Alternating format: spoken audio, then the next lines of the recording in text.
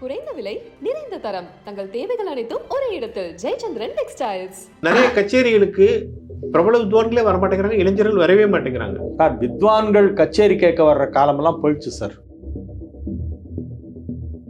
சரி, ஸ்ரீராம் கத்துறாங்கிறது உண்மை சார். அது எப்படி நீங்க சொல்லலாம்? கேட்டாலே தெரியுமே. அதெல்லாம் தெரியாத மியூசிக் அகாடமியில் அவருக்கு இடம் கொடுக்குறாங்க. சுப்டு எழுதும் போதே நானும் எழுதியிருக்கேன். நாங்கள் 2 பேரும் சேர்ந்து ஒரு கச்சேரியை 2 பேருமே விமர்சனம் பண்ணுவோம். அவருடைய இது வேற மாதிரி இருக்கும், ஆங்கிள் வேற மாதிரி இருக்கும். திருப்பதிக்கே லட்டுன்னு தலைப்பு கொடுத்து அவர் ஹார்மோனியம் வாசித்த ஒரு நிகழ்ச்சியை நான் விமர்சனம் பண்ணேன். இடே பாத்துரா, என்ன ஏதாவது திட்டி எழுதுறாதரா அப்படின்னாரு. சார், நீங்கள் எவ்வளோ பேரை போட்டு கிழிச்சிருக்கீங்க, உங்களை விமர்சனம் பண்ண வந்தாங்க. இளைஞர்களிடம் இசையை கொண்டு சேர்க்க வேண்டும் அப்படிங்கிறத பற்றியெல்லாம் நிறைய சொல்லியிருக்கோம். இன்றைக்கி இளைஞர்களுக்கு பஞ்சமே இல்லை. 4 நிமிஷம் வாச்சோன்னே அப்படிம்பாங்க. என்னென்னா போருன்னு அர்த்தம்.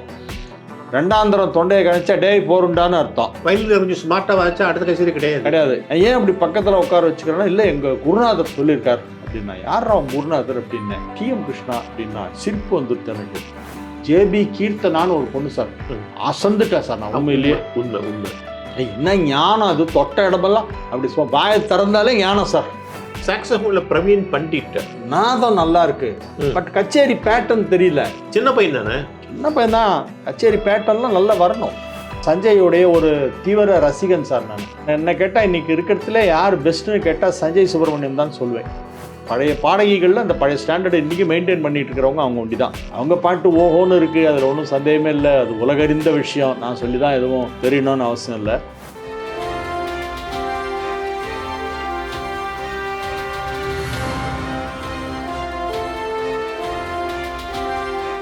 வணக்கம் வாவ் தமிழா நண்பர்களே.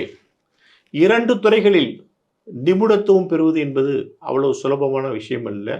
இசை விமர்சனம், ஜோதிடம், இரண்டிலுமே புகழ்பெற்று விளங்கும் ஒருவரைத்தான் இன்று நாம் சந்திக்க போகிறோம். அவர் ஹரிகேசநல்லூர் வெங்கட்ராமன் அவர்கள். ஹரிகேசநல்லூர் என்றாலே நமக்கு நினைவுக்கு வருவது Harikesanallur Muthiah Bhagavathar, the great composer, வித்வான். வெங்கட்ராமன் அந்த பரம்பரையில் வந்தவர். ஆழ்ந்த சங்கீத ஞானம்.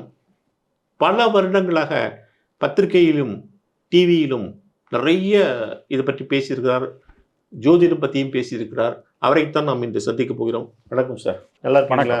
வணக்கம், நல்லா. இசை விழா நேரத்தில் உங்களை சந்திக்கிறதே ரொம்ப கஷ்டமான விஷயம். ஏதாவது சபாட சுற்றிட்டே இருக்கீங்க. எனக்கு என்ன பெரிய ஆச்சரியம்னா, ஒரு பக்கம் இசை விமர்சனங்கள், கச்சேரிகள்லாம் போயிட்டுருக்கீங்க, இன்னொரு பக்கம் ஜோதிடமும் ரொம்ப பிஸியாக இருக்கீங்க. எப்படி உங்களால் அந்த சமாளிக்க முடியுது 2 டைத்தையும்? இசை விமர்சனங்கிறத நான் முதல்ல ஆரம்பித்தது. ஆமாம். அப்புறமா தான் ஜோதிடத்தில் எனக்கு ஒரு புகழ் கிடச்சிது. அதனால் நான் இசை விமர்சனத்தை விட முடியாது. ஜோதிடத்தில் எவ்வளோ பிஸியாக இருந்தாலும் டிசம்பர் மாதம் யாரையும் மீட் பண்ண மாட்டேன். என்னுடைய ஃபஸ்ட்டு ப்ரிஃபரன்ஸ் மியூசிக்கு தான், டிசம்பரை பொறுத்த வரைக்கும். அதே நேரத்தில் இப்போ நேரில் பார்க்கறது இல்லை. முன்னெல்லாம் நேரில் ஜோசியம் பார்ப்பேன். காலையிலேருந்து ராத்திரி வரைக்கும் வரிசையாக எல்லோரும் வருவாங்க அப்பாயின்மெண்ட் வாங்கிட்டு. அதனால் ரொம்ப பிஸியாக இருக்கும். இப்போ நான் என்ன பண்ணிட்டேன், இந்த கொரோனாவுக்கு பிறகு யாரையும் நேரில் பார்க்கறது இல்லைன்ற ஒரு முடிவுக்கு வந்துட்டு, அதனால் ஆன்லைனில் கொஸ்டின் கேட்குறாங்க, அதுக்கு நான் ரிப்ளை பண்ணோம். அது எனக்கு எப்போ ஃப்ரீயாக இருக்கேன்னா அப்போ உட்காந்து ரிப்ளை பண்ணேன். அதனால் எனக்கு கொஞ்சம் டைம் கிடைக்கும். மற்ற நேரில் பேப்பர்களுக்கெல்லாம் எழுதுறீங்க? ஆமாம். நான் தினத்தந்தியில் 24 வருஷமாக எழுதிட்டுருக்கேன். தொடர்ந்து எழுதுறீங்க? தொடர்ந்து வருது. டிசம்பர் மாதம் டெய்லி வரும்.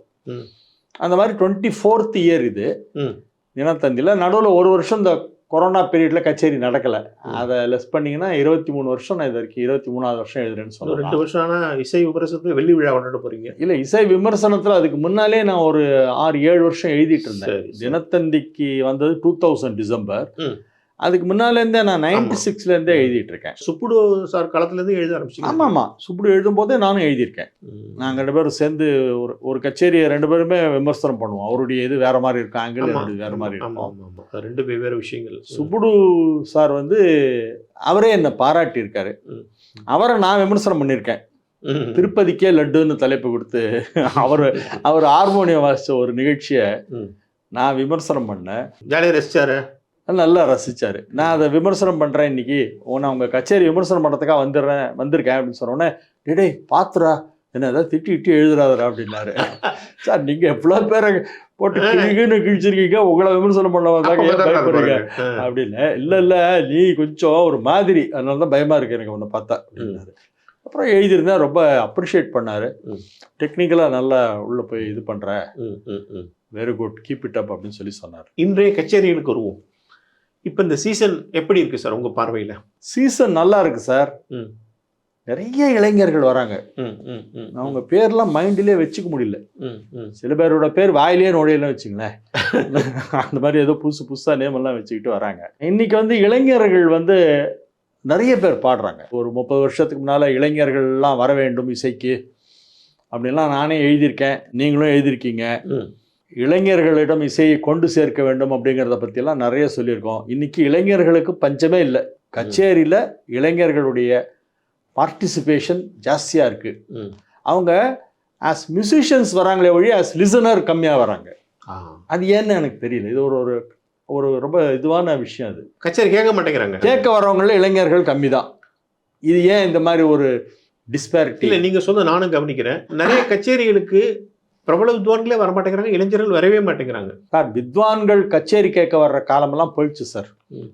எனக்கு தெரிஞ்சு ஒரு வித்வான் பாடும்போது இன்னும் மற்ற சக வித்வான்கள்லாம் வந்து உட்காந்து அந்த கச்சேரியை ரசிக்கிறலாம் பழைய காலத்தில் ரொம்ப அற்புதமாக இருக்கும். அவங்களாம் வந்து உட்காந்தோன்னே இவங்களுக்கு ஒரு உற்சாகம் வரும் பாடுறவங்களுக்கு. சக வித்வான்கள், சீனியர் வித்வான்கள்லாம் வருவாங்க, வந்து பலே சபாஷ்னெல்லாம் சொல்லி என்கரேஜ் பண்ணுவாங்க. இன்னைக்கு எந்த வித்வானுடைய கச்சேரிக்கும் மற்ற வித்வான்கள் வந்து நான் பார்க்கல. வராங்களா என்னமோ தெரியாது. நான் பார்த்த வரைக்கும் அதர் மியூசிஷியன்ஸ் வர்றதில்லை சார். வந்தாலும் அரை மணி நேரத்தில் ஃபோன் எடுத்துட்டு வெளில போயிடுறாங்க. என்ன ஐடியாவில் இருக்காங்கன்னு புரியல. இவன் பாட்டது நான் எது கேட்கணும் அந்த மாதிரி இருக்காங்களா, இல்லை அந்த நேரத்துக்கு உட்காந்து ஏதாவது ப்ராக்டிஸ் பண்ணலாம், நாளைக்கு கச்சேரி இருக்க அங்கே போய் என்னத்துக்கு உட்காந்து டயத்தை வேஸ்ட் பண்ணோம் அப்படின்னு நினைக்கிறாங்களா, இல்லை பாட்டுலேருந்து என்ன புதுசாக நம்ம என்ன தெரிஞ்சுக்க போகிறோம், அப்படி நம்ம தெரிஞ்சுக்கிற அளவுக்கு புதுசாக எதுவும் பாட போகிறதில்ல அப்படின்னு நினச்சிக்கிறாங்களா, என்ன காரணம்னு புரியல. ஒரு பாடகர் பாடும்பொழுது மற்ற சங்கீத வித்வான்கள் வர்றதுங்கிறது வந்து 90% கிடையாது, ஒரு 10% தான் வராங்க. சார், இன்னொரு விஷயம் இதில் நீங்கள் சொல்கிற விஷயம் நிச்சயமாக நானும் கவனிக்கிறேன். இதில் இன்னொரு விஷயம் என்னென்னா, இவர்கள் எல்லாருக்குமே சங்கீதத்தை விட ஈகோ ரொம்ப ஜாஸ்தியாக இருக்குது. இந்த ஈகோவுனால நம்ம இவர்கிட்ட கேட்டு நமக்கு என்ன கற்றுக்க போகிறோம் அப்படிங்கிற ஒரு ஆட்டிடியூட் இருக்கு. இதை பற்றி நீங்கள் என்ன நினைக்கிறீங்க? ஆமாம், அது இருக்கு. நீங்கள் சொல்கிறது உண்மைதான். நானும் ஒரு சிலர்கிட்ட பேசும்போது தெரிஞ்சது. இவங்க இன்னொன்று சார், பழைய வித்வான்களை எல்லாம் முழுசாக கேட்கல சார் இவங்க. ஓ 20ஆம் நூற்றாண்டில் பெரிய வித்வான்கள் அப்படின்னா ஜிஎன்பி, மதுரமணியர், அதுலேருந்து ஆரம்பித்து அப்படியே வரிசையாக டிகே ஜெயராமன், கேவி நாராயணசாமி, கல்யாண்ராமன், இந்த மாதிரி நிறைய பேர் அந்த பீரியடில், செம்மங்குடி, செம்பை, ஆலத்தூர் பிரதர்ஸு அதெல்லாம் தாண்டி வந்து அதுக்கப்புறமா வந்து இந்த பீரியடு 70s 80s வந்து டிகேஜே அண்ட் கேவி நாராயணசாமி தான் அப்போ ரொம்ப டாப்ல இருந்தாங்க. அதுக்கப்புறம் சேஷகோபாலன் உள்ள வந்தாரு. அவர் ஒரு இசை புயல் வீசிட்டு போயிட்டாரு. இந்த பாட்டெல்லாம் இவங்க வந்து ஃபுல்லாக கேட்டிருக்காங்களாங்கிறது எனக்கு சந்தேகமாக இருக்குது. கேட்கல. ஏன்னா எல்லார் பாட்டையும் கேட்கணும். பழைய பெரிய வித்வான்களுடைய சங்கீதத்தை இன்னைக்கு இருக்கிற இளைஞர்கள் நல்லா கேட்கணும், நிறைய கேட்கணும். கேட்டு கேட்டு அதுலேருந்து பல விஷயங்களை தெரிஞ்சு இல்லை, அவங்க தான் கற்றுக்கிட்டது போகிறேன்னு நினைக்கிறாங்க. ஒரு சுகுணா புருஷோத்மன்ட்டையோ அல்லது சுகுணா வரதாச்சாரிட்டையோ அல்லது வேற யாரோ ஒருத்தட்டையோ அவங்க எவ்வளோ கற்றுக்குறாங்களா அதை வச்சுட்டு அங்கே காலட்சேபம் பண்ண முடியும்னு நினைக்கிறாங்க. இன்னொன்று கூட எனக்கு வந்து தியாகராஜ கீர்த்தனை 150 தெரியும், தீட்சர் கீர்த்தனை 60 தெரியும், சாமாசாஸ்திரி கீர்த்தனை ஒரு 30 தெரியும், பாபநாசம் சிவந்து 100 தெரியும் அப்படின்லாம் வந்து சொல்கிறது, ஒரு பெருமையாக சொல்கிறத நான் கேட்டிருக்கேன். யங்ஸ்டர்ஸ், நான் சொல்கிறது late 70s and beginning of 80sலாம் வந்து இந்த மாதிரி சொல்லுவாங்க. இன்னைக்கு அவ்வளோ பாட்டு யாருக்கும் தெரியல. இவங்க என்ன பண்ணுறாங்க, கச்சேரி பண்ணுறதுக்கு நமக்கு இவ்வளோ வேணுமோ அவ்வளோ கற்றுக்கிட்டா போதும். அதனால தான் இவங்களால 5 நிமிஷத்துக்கு மேலே ஒரு ராகத்தை பாட முடியல. சரியா? கரெக்ட். எவ்வளவுக்கு அளவு ஒரு ராகத்தில் நிறைய உருப்படிகள் பாடம் இருக்கோ அவ்வளோக்கு அளவு ராக ஆலாபனத்தை இன்னும் நல்லா பண்ண முடியும். நான் ஒரு வித்வான்கிட்ட பேசினேன், ஒரு இளம் வித்வான்கிட்ட. அவர்கிட்ட நான் சொல்கிறேன், என்ன கேட்டார் ஒப்பீனியன். நான் சொன்னேன், நீங்கள் மதுரை சோமு மாதிரி ராகம் பாடுறதுல கற்றுக்கோங்க. சோமுடைய பழைய ரெக்கார்ட்ஸ்லாம் நிறைய இருக்குது, கேளுங்க. அதே மாதிரி ஒரு பாட்டை எவ்வளோ அழகாக பாடணுங்கிறது மகாராஜபுரம் சந்தான சார்ட்ட அவர் எப்படி அந்த பாட்டை பாடணுங்கிறது அவர்கிட்ட கற்றுக்கோங்க. இந்த சருளவு ஸ்வரத்தை எப்படி அழகாக பண்ணுங்கிறத மதுரமணியர்கிட்ட கற்றுக்கோங்கிற. இவங்க 3 பேருமே, மதுரமணியர்னா கொஞ்சம் தெரியுது, சோமுன்னா என்னென்ன தெரியல, சந்தானம்மா அப்படிங்கிறார். ஆனால் இவர் வித்வான், தம்புராட்டு சுற்றிட்டு இருக்கார். நல்லா போயிட்டு இருக்கு அவருக்கு. யார் சந்தானவர், சோமுவா எப்போ இருந்தாருங்கிறார். இது ரொம்ப ஆச்சரியமாக இருக்குது நீங்கள் சொல்கிறது. மதுரை சோமு தெரியலன்னா அப்போ சங்கீத வித்வானே இல்லை நான் சொல்வேன். நான் சொல்றேன் நாதஸ்வர பாணியில அவர் போட்ட சங்கதி யாரும் போடல, அது மாதிரி பாடுங்கிற இவர் வந்து அப்படியா? நாதஸ்வர பாணியில பாடினவங்க யார் யாருன்னா மதுரை சோமு ஒன்று, செம்மங்குடி நாதஸ்வர பாணியெல்லாம் ரொம்ப அழகா பாடுவார். அதுக்கப்புறம் சேஷகோபால் சேஷகோபாலன் அப்படியே நாசரம் தான் ஃபுல்லா வரும்.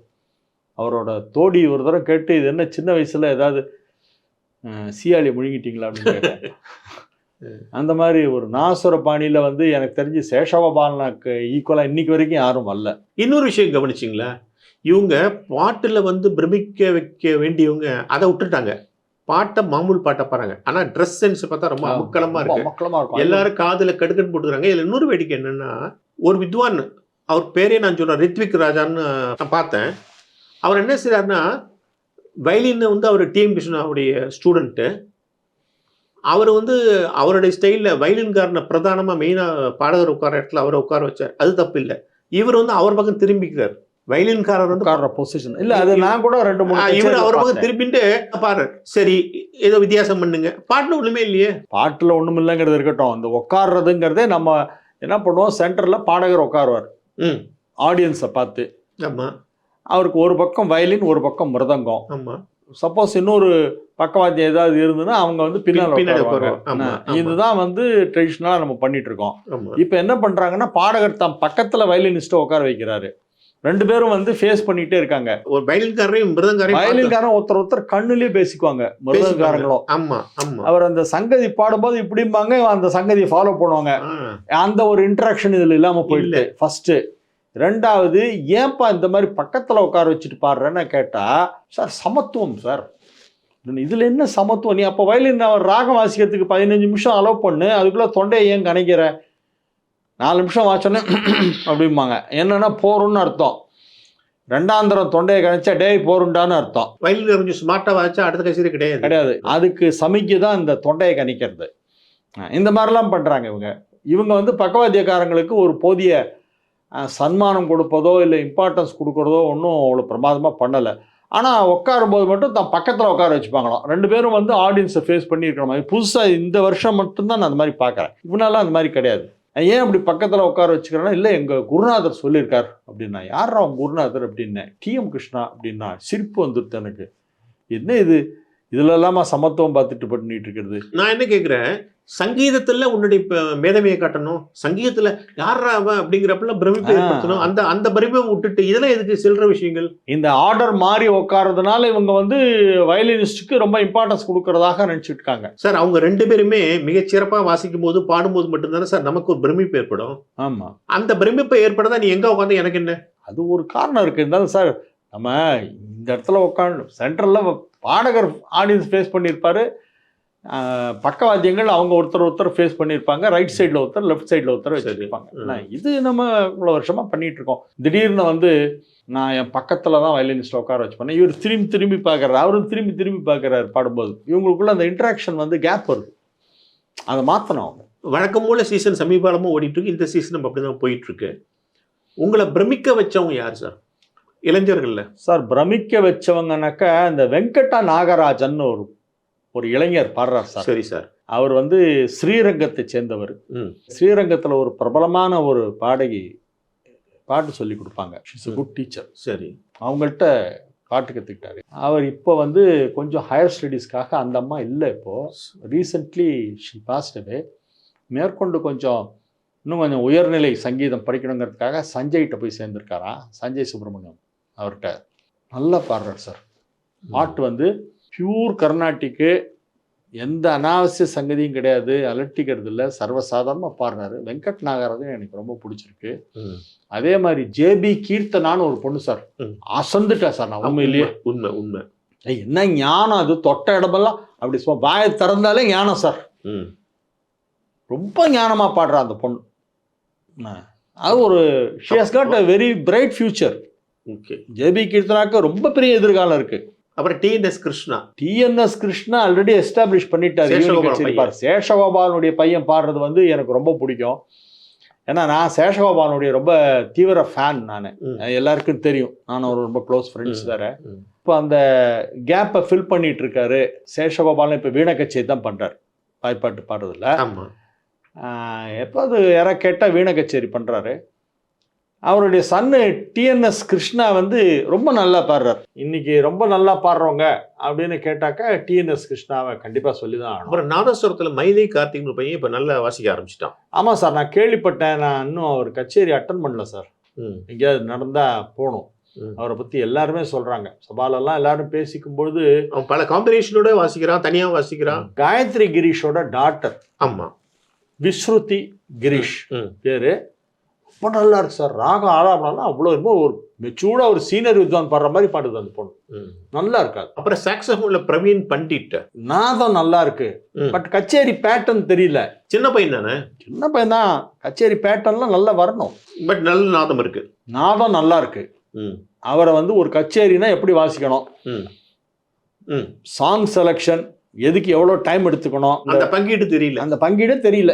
ஆலங்கோடு விஎஸ் கோகுல்னு ஒரு பையன் வயலின் வாசிக்கிறான். ஆலங்கோடு விஎஸ் கோகுலா? ஆமா, நான் கேட்டது இல்லை சார். நான் கேட்டுறேன், போய் எங்க இருக்குன்னு பார்த்து நான் கேட்டுறேன். அப்புறம் பிருந்தா மாணிக்க வாசகம் அவங்க பாடுறாங்க, நல்லா பாடுறாங்க. She Singh well. சீனியரில் எடுத்துட்டா வழக்கம் போல இந்த வருஷமும் சுதா ரகுநாதன், நித்யஸ்ரீ, இந்த டாப் பீப்புள் இருக்காங்களா, அவங்களுக்கு நல்ல கூட்டம், வழக்கம் போல நல்ல கூட்டம் வருது. அஃப்கோர்ஸ் சஞ்சய், திருச்சூர் பிரதர்ஸ், இவங்களுக்குலாம் நல்ல கூட்டம் வருது. சஞ்சயோடைய சங்கீதம் நீங்கள் கேட்டிங்களா இந்த வருஷம் மறுபடியும்? இந்த வருஷம் கேட்கல, பட் சஞ்சயோடைய ஒரு தீவிர ரசிகன் சார். நான் என்ன கேட்டால் இன்னைக்கு இருக்கிறதுல யார் பெஸ்ட்னு கேட்டால் சஞ்சய் சுப்பிரமணியம் தான் சொல்வேன். அது சொல்றதுல எனக்கு எந்தவித தயக்கமும் கிடையாது. அது உண்மையும் கூட. ரொம்ப நல்லா பாடுறாரு, புத்திசாலித்தனமா பாடுறாரு. எங்க என்ன பண்ணணும்னு தெரிஞ்சு பாடுறாரு. ஆமா, அளவு தெரியுது. அளவுங்கிறது ரொம்ப இம்பார்ட்டன்ட் தெரியும். ஆமா, நிச்சயமா நிச்சயம். ஒரு ராகத்தை எடுத்தா எவ்வளவு நேரம் பாடணுங்கிறது தெரியணும் சார். ஐயோ இன்னும் கொஞ்சம் பாட மாட்டாரான்னு நினைக்கும் போது டக்குன்னு முடிச்சிடணும். போரும் எப்படாப்பா இதை நிறுத்திட்டு அடுத்த பாட்டுக்கு போறான்னு ஆடியன்ஸ் நினைக்க கூடாது. அப்படி லேசா கொஞ்சம் அழுத்தட்டுற மாதிரி வரும்போது டக்குன்னு அதை நிறுத்திடணும். அந்த அளவு வந்து சஞ்சய்கிட்ட ரொம்ப நல்லா இருக்கு. ஞானமான பாட்டு இருக்கு, ரொம்ப ஞானம் சார். ஆனா அதுல ஞானம், சாரீரமும் அவருக்கு அதுக்கு தகுந்த மாதிரி ஒத்துழைக்குது. வெறும் ஞானம் மட்டும் இல்ல, என்ன சாரீரம் அது, என்ன குரல். ஐயோ, பட் அந்த குரல்ல ரொம்ப கஷ்டப்பட்டு கொண்டு வர்றாரு இல்லையா? ஆரம்பத்துல ரொம்ப கஷ்டப்பட்டு தான் சார் அவரே பாடினாரு. நானே எழுதியிருக்கேன் அவருக்கு ஆரம்பத்துல. ஆரம்பத்துல அவருக்கு குரல் ஒத்துழைக்கல, ஆனா ஞானம் அப்பவே இருந்தது. நானே எழுதியிருக்கேன், இவருடைய ஞானம் ரொம்ப பெருசா இருக்கு, ஆனா குரல் சின்னதா இருக்கு. நானே ஒரு தடவை எழுதியிருக்கேன் அவரை பத்தி. குரல் வந்து ஆனா அது இல்ல, அவர் விகரஸ் பிராக்டிஸ். ஆமா, நிச்சயம் பிராக்டிஸ்ல தான் அவர் வந்தார். பாடி பாடி பாடி பாடி அதை வந்து உரு ஏத்தி தன்னுடைய சாரீரத்தை பக்குவப்படுத்தி தான் சொல்ற மாதிரிலாம் அது கேட்கணும்னு அவராகவே அதை கம்பல் பண்ணி கொண்டு வந்திருக்கார். அவருடைய வெற்றிக்கு பின்னால் என்ன இருக்குன்னா கடும் உழைப்பு தான், வேற ஒன்றும் கிடையாது. கடுமையான உழைப்பாளி சஞ்சய் சுப்பிரமணியம். சுதா கச்சேரிலாம் கேட்டிங்களா? சுதா ரகுநாதன் நான் அவங்களுக்கு கேட்டுட்டு தான் சார் இருக்கேன், அடிக்கடி போறேன். அந்த ஸ்டாண்டர்ட் கரெக்டாக, பழைய ஸ்டாண்டர்ட் அப்படியே மெயின்டைன் ஆகும் சார். பழைய பாடகிகள்ல அந்த பழைய ஸ்டாண்டர்ட் இன்னைக்கு மெயின்டைன் பண்ணிட்டு இருக்கிறவங்க அவங்க ஒண்டி தான். அவங்க பாட்டு ஓஹோன்னு இருக்கு, அதில் ஒன்றும் சந்தேகமே இல்லை. அது உலகறிந்த விஷயம், நான் சொல்லி தான் எதுவும் தெரியணும்னு அவசியம் இல்லை. பட் என்னன்னா ஷீ ஸ்டில் மெயின்டைன்ஸ் தட். அதுதான் இங்கே இம்பார்ட்டன்ட். சித்து ஸ்ரீராமை பற்றி, அவருடைய சங்கீதத்தை பற்றி நீங்கள் வந்து பேப்பரில் வந்து விமர்சனம் எழுதும்போது சித்து ஸ்ரீராமுக்கு இன்னைக்கு மிகப்பெரிய கூட்டம் கொடுத்து அது சினிமா கூட்டம்னு நீங்கள் சொல்லுவீங்க. எஸ், அது ஒரு உண்மையும் இருக்குது. ஆனால் வந்து அவர் மேலே போகும்போது அந்த குரல் ஷவுட்டிங் மாதிரி இருக்குன்னு சொல்றீங்க. ஆமா, ஷவுட்டிங். ஷவுட்டிங் வேற. there is a difference between shouting and singing loudly. உறக்க பாடுதல் வேறு, கத்துவது வேறு. அது எப்படி நீங்க சொல்லலாம்? கேட்டாலே தெரியுமே. அவர் உறக்க பாடுறதா நினைச்சிட்டு கத்துறாரு சார். அதெல்லாம் தெரியாத மியூசிக் அகாடமியில அவருக்கு இடம் கொடுக்குறாங்க. அதுக்கு மியூசிக் அகாடமியில ஏன் பெரிய இடங்கள்ல இடம் கொடுக்குறாங்களா இல்லையா? எல்லா இடத்துலயும் பாடுறாரு. அப்புறம் ஆமா, சினிமாவில பாடிட்டா எல்லா இடத்துலயும் கூட்டம் வரும். கூட்டம் வந்தா எல்லாரும் சான்ஸ் கொடுப்பாங்க. சபாவுக்கு கூட்டம் தான் வேணும். இல்ல, நீங்க எப்படி ஷவுட்டிங்னு சொல்லலாம்? ஷவுட்டிங் சொன்னதுல தப்பே கிடையாது. he is shouting at times. சில நேரங்களில் அவர் கத்துகிறார். கத்தும் போது சுத்தி போறதுங்கிறேன். சத்தமா பாடுறது வேற, கத்துறது வேற சார். அது உன்னிப்பா கவனிச்சாதான் சார் தெரியும். எனக்கு என்ன சார் அவர் மேல என்ன கோவமா, வெறுப்பா, என்ன தெரிஞ்சுக்கையா? ஒண்ணும் கிடையாது. ஐயோ, சின்ன பசங்கள்லாம் நல்லா வந்தாங்கன்னா அதை பார்த்து சந்தோஷப்படுறோம். நான் ஹரிகே சார், நான் தெரிஞ்சுக்கிறேன். நல்லா தெரிஞ்சுங்க. நான் ஓப்பனா சொல்றேன், he is shouting at times. சரி, நான் ஒண்ணு கம்மி பண்ணிக்கணும். சரி, நான் ஒண்ணு கேட்கட்டுமா? அவர் ஷவுட்டிங்கிறீங்க, சரி. அதே மாதிரி அந்த காலத்துல எம்டி ராமநாதன் ஒருத்தர் இருந்தார். ஆமா. அவர் குரல் பாடும்போது ஏதோ யாரோ கழுத்தை நெரிக்கிறாப்புல இருக்கும், அப்படி கஷ்டப்பட்டு.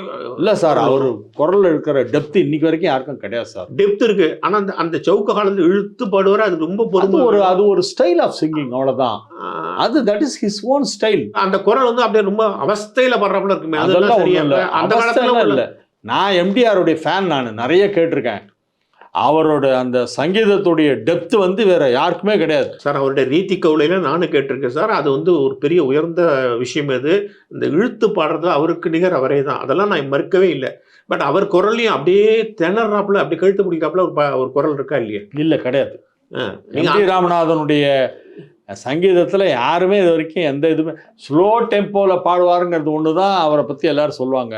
இல்லை, ரொம்ப ஸ்பீடு பாட மாட்டார், எல்லாத்தையுமே ஸ்லோ டெம்போவில் பாடுவார். சவுக்க காலத்தில் இதை சொல்லும் போது நான் அதையும் கேட்க வேண்டியது. நீங்கள் கேளுங்க sir, as a news paper reporter உங்களுக்கு கேட்கறதுக்கு ரைட் இருக்கு.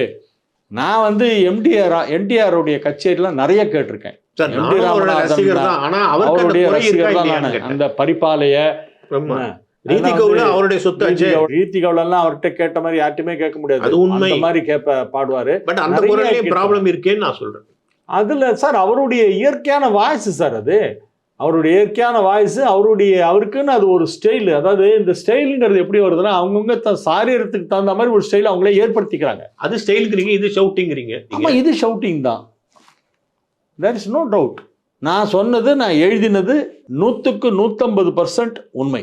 இவன் வந்து கொஞ்சம் அந்த டிஃபரன்ஸை புரிஞ்சுக்கணும். அவனுக்கு வந்து மேலே பாடும்போதுலாம் அவனுக்கு வந்து ஒரு மாதிரி ஒரு கீழே கூட ஒரு சவுண்ட் ஒன்று வருது த்ரோட்டில், இந்த வாய்ஸோடு சேர்த்து. அவன் வந்து கத்தக்கூடாது சார், பாடுறது வேற கத்துறது வேற, டிஃப்ரென்ஸ் தெரியல. அதனால் வந்து சித்து ஸ்ரீராமை பற்றி நான் எழுதினது என்னுடைய அபிப்பிராயம். அது ஒரு கிரிட்டிக்குனாக்க அவங்க வந்து இந்த பாட்டு நல்லா இருக்கா நல்லா இல்லையாங்கிறது அவங்க தன்னுடைய அபிப்பிராயத்தை எழுதுறதுக்கு அவங்களுக்கு உரிமை உண்டு. நான் மறுக்கவே இல்லை சார். ஏன்னா நீங்களும் ஒரு பத்திரிகையாளர், நீங்களும் ஒரு காலத்தில் குமுதத்தில் விமர்சனம் எழுதிட்டு இருந்தீங்க. நீங்கள் வந்து எவ்வளோ பேரை என்னென்ன கிண்டல் பண்ணிருக்கீங்கலாம் எனக்கும் ஞாபகம் இருக்கு. நீங்கள் வந்து எங்கிட்ட இந்த மாதிரி கேள்வி கேட்குறீங்க. நேரம் சார் அப்படிலாம் சொல்லாதீங்க சார். இல்லை சார், உண்மை சார். சித்து ஸ்ரீராம் கத்துறாங்கிறது உண்மை சார். எம்டிஆருடைய வாய்ஸுக்கு ஈடு இன்னைக்கு எதுவுமே கிடையாது. இன்ஸ்ட்ருமெண்ட்டை பொறுத்தவரை இன்னைக்கு வந்து அது என்னதான் வாசிச்சாலும் கூட்டம் வரமாட்டேங்குதுங்கிறாங்க. அது என்ன சார் காரணம்?